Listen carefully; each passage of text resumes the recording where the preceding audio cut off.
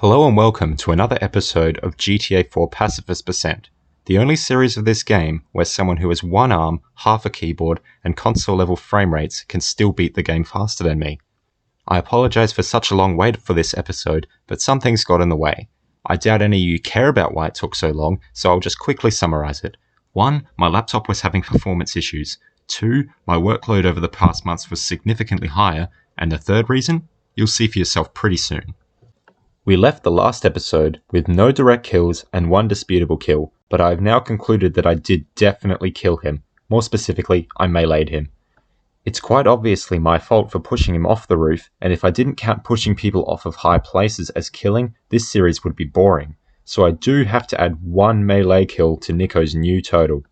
We now move into the mission Concrete Jungle, where Nico once again struggles to make meaning of the 2 words he can pick up from Jacob's accent, but he does keep things short and sharp, and we're already heading to Jacob's next drug deal. Once we arrive at the apartment, Jacob goes up to the door and knocks.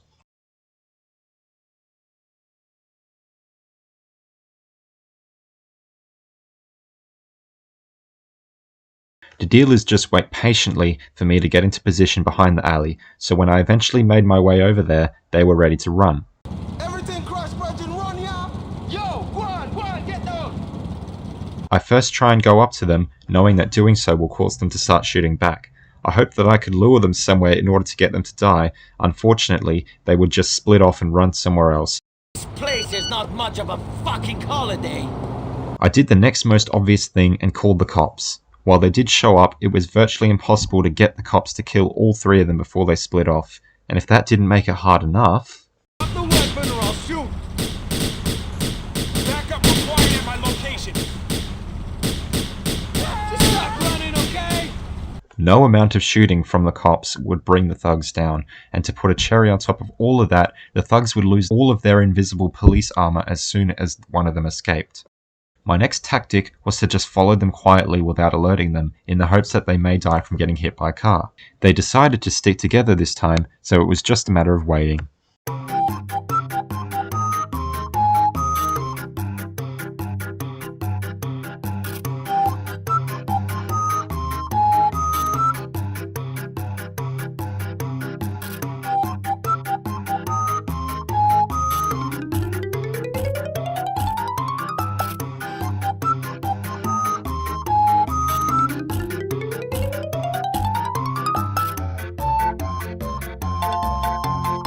Nearly an hour later, and after a fair amount of collisions, I decided to check how much health they had left.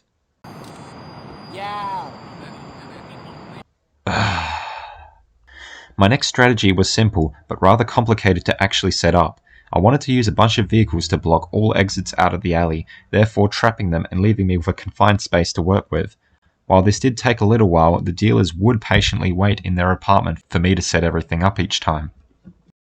I did succeed in trapping the dealers, but I wasn't sure how I was going to make the gap any smaller. If I could somehow trap them in some tightly packed vehicles, then I would be able to use the explosion strategy, similar to the method from last episode.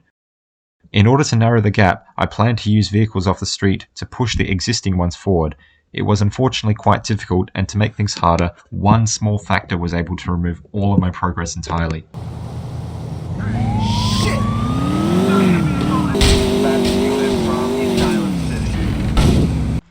When starting over, I realised I could just block all of the doors instead of the alleyways, which allowed me to blow them up quicker.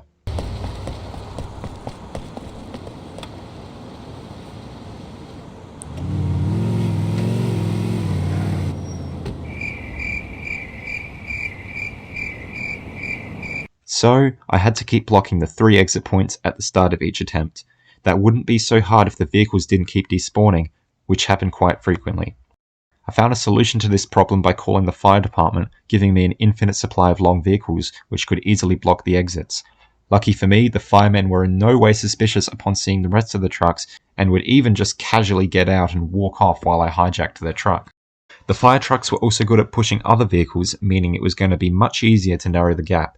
Things were going decently until this happened.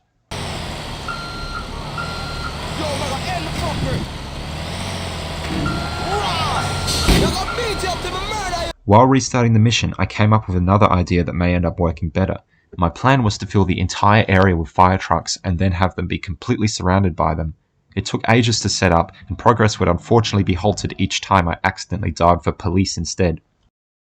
Filling up the alley with fire trucks would take about a half hour each time, but I was never able to test the method because the stupid cops. Giving up on filling the entire alley, I decided to instead park a bunch of trucks around the doors, giving me a nice confined space and a lot of opportunities for the dealers to die by explosion. While one did despawn, I was able to quickly block it off with my escape vehicle and get to work narrowing the gap. Due to the fact that the space was much more confined and that there were plenty of trucks that could kill him, I didn't spend too long making it smaller. I did manage to trap one of them in a smaller hole, which essentially meant he was guaranteed to die. After I finished moving the trucks around, I simply sat in one of them, waiting for the dealers to shoot it enough.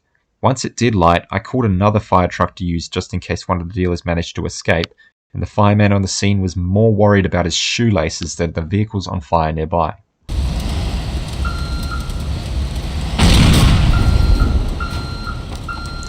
As you just saw, one truck killed all 3 dealers at once, which I was not expecting, but still very delighted by. I had a pretty unique way of celebrating this victory.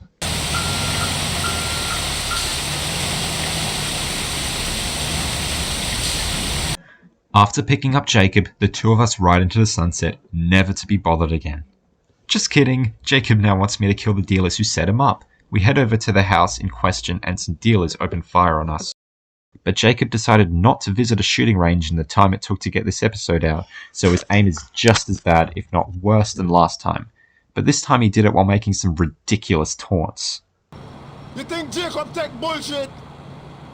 Yes, you absolutely do, Jacob.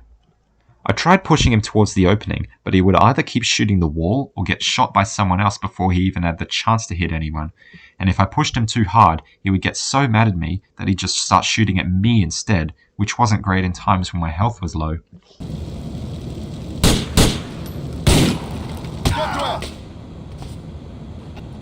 And the cops were once again too busy dealing with important paperwork to come help me, so I was left with few ideas once again.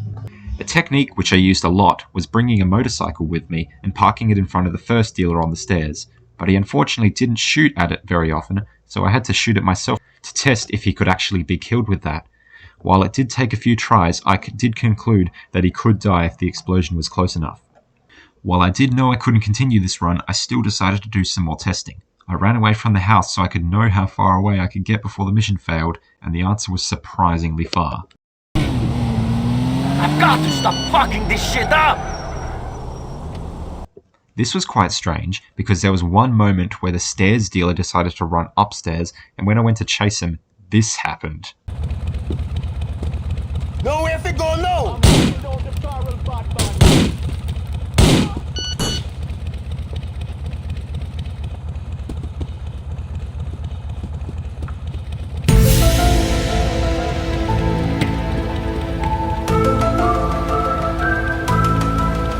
Because the motorcycle was too short, I decided to try a taller vehicle.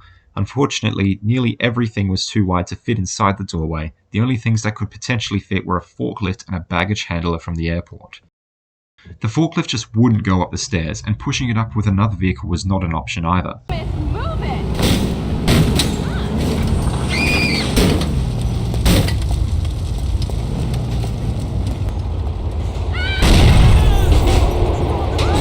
But the baggage handler was different. Although it wouldn't go up the stairs on its own, I did successfully manage to push it all the way up and get it inside.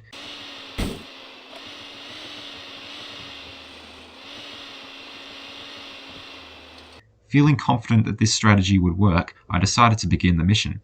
But, as with everything so far, it didn't quite go as intended, and there were quite a few things that went wrong. Screw this!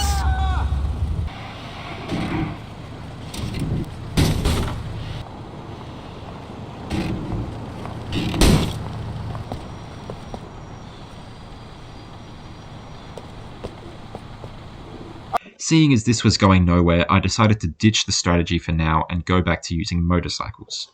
My new plan was to drive it into the living room, hoping that the shotgunner would shoot it enough times.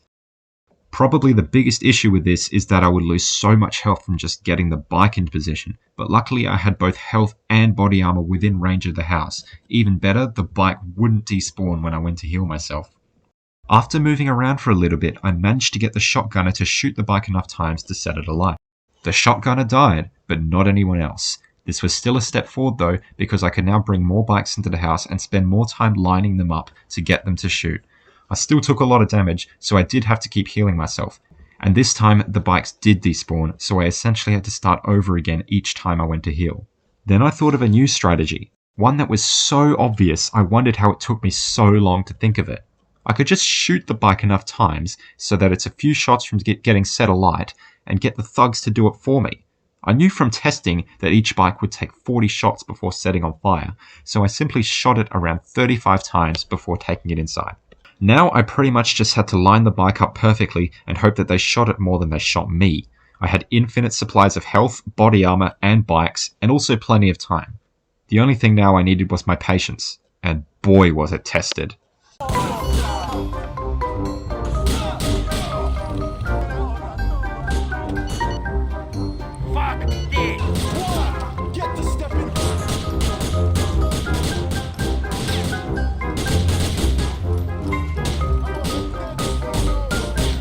But finally, things started to work my way. The first guy blows up. Then the second guy does too, with just a fraction of my health left. Now all I needed to do was get the stairs guy, which did take a while, but I still had some patience.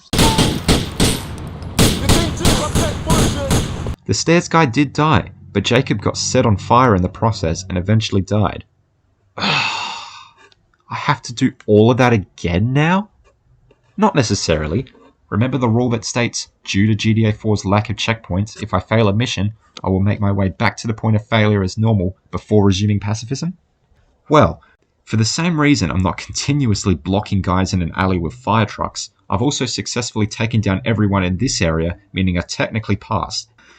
I take Jacob back to the cafe, and so concludes a tedious couple of months. We now decide to visit Roman again, where Roman is depressed after finding out that his girlfriend cheated on him. Despite protests from Roman, Nico decides enough is enough and decides to go deal with Vlad. When asked about his interaction with Mallory, he rudely runs away and I start chasing him. He crashes in a small area in the industrial park and I chase him down. I try to push him, but he wouldn't go up the stairs. I could have tried using some other object to push him up, but I instead found a much easier and much more effective technique. You're nothing in this city. You will be crushed.